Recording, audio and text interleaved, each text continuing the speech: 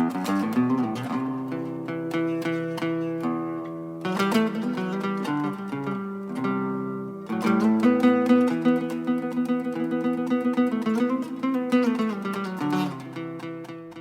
right, now in the last segment, I went over different ways you can start moving your hands.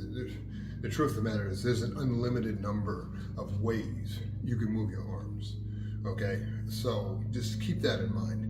All I'm showing you are some very basic fundamental things based on how our arms actually move on a very fundamental level. From there, really the sky is the limit. So some of the other things I do is I like to, as I'm rolling my hands and doing these kind of things, I also like to do some single arm stuff. And the reason is I want to be able to not only control my arm, but also learn how to use my hands as if I'm using one hand to take over and do the work of two. So one of the things I also do is, I like to do these things in isolation just a little bit to get the feel for it, because it is a different feel from when one hand is working versus when two hands are working. The other thing I like to do with my hand, I like to do a little Steven Seagal stuff, from Under Siege, and that is, I just make like these figure eights with my hand, and it's not really a figure eight, I'm just doing like kind of a figure eight in my mind. And I'm just trying to move my hand like that as much as possible. It's not really some rigid pattern. And the reason is I want this ability to be able to do circular movements, but also these kind of figure eight things where I can change direction or catch the movement in a certain direction at the same time, so that my hand is free to do other stuff. The other thing I do is relax my hands, roll them forward, roll them back. And the reason I do those things is, again, I'm trying to train my muscles in my arms so that when I got to do whatever I got to do, I'm not sitting there saying, okay, now I got to do this punch, when in fact, maybe I need to step out of the way first and light them up whenever the opportunity presents itself. Again, in a real fight, if anything can happen. So I want to train for anything. Right? And the only way to train for anything is you got to train your body to be able to make decisions on the subconscious competence level, because you just can't do it fast enough if you got to consciously think of what to do all the time. I'm sorry, that's the way the brain works. I didn't create the universe, God did, and if you don't like it, go create your own universe and run it the way you want. Until then, that's the way it works. The other thing is, I then take a kind of a construct of rolling the ball, I take the ball, and instead of the big ball, now I'm gonna roll a smaller ball. And I try to get my shoulders involved because I really want to feel my shoulders. And I'm gonna show you some other stuff, some of the other stuff I do to develop my shoulders. And then I make it about the size of a pea. I get the shoulders and hips moving. And then I start doing the washing the body exercise. Now everybody who sees that, of course, especially if they don't know what the heck's going on, they think you're losing your mind, you're some of the homeless people out there in the streets of New York, going crazy. You're not going crazy.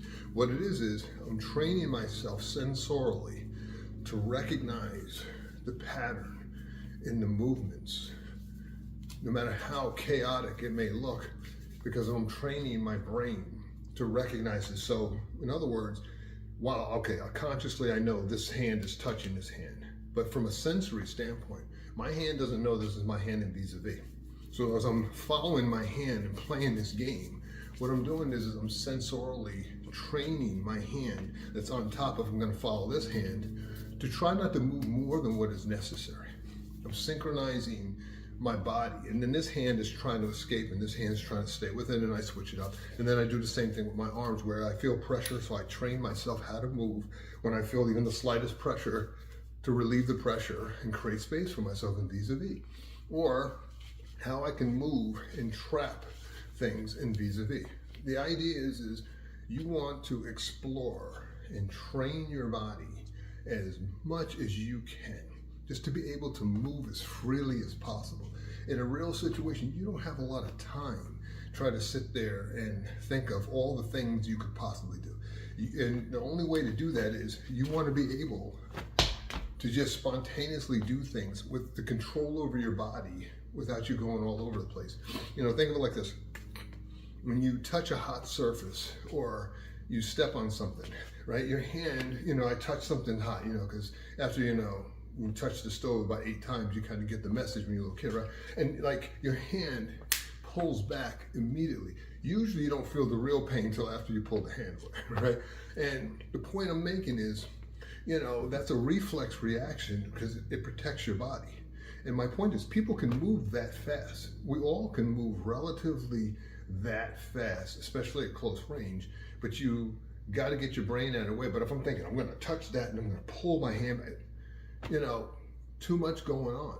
When in fact, if you train yourself and train the muscles to respond that way, then you can do it. The top athletes in the world spend so much time training their bodies, not just to jump or run fast, but training their bodies on a neurological level to activate muscle, to explode with explosive power and control and coordination, so that they don't have to think about it. They're only thinking about, stay relaxed and just run through and win the race, whatever they're going to do.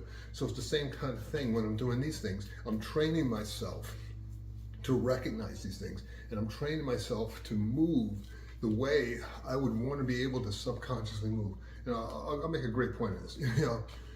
When we were little kids and we played tag, right? The fun of tag wasn't just tagging people. It was also moving it away where other kids couldn't tag you. Well, nobody taught you how to do that. You taught yourself how to do that, and you also knew when you played tag, if you want to say I want to tag here, if I just went like this and tag, well, I get tagged back. So you knew enough to already be moving in with your body and faking the other guy out. So it's the same thing here. You also knew when they went to tag you, if you run too far away, well, it's no fun in it. But if you move, that was the game. Moving as little as you needed to avoid getting tagged. They want to tag your hand out, psych, whatever the case may be.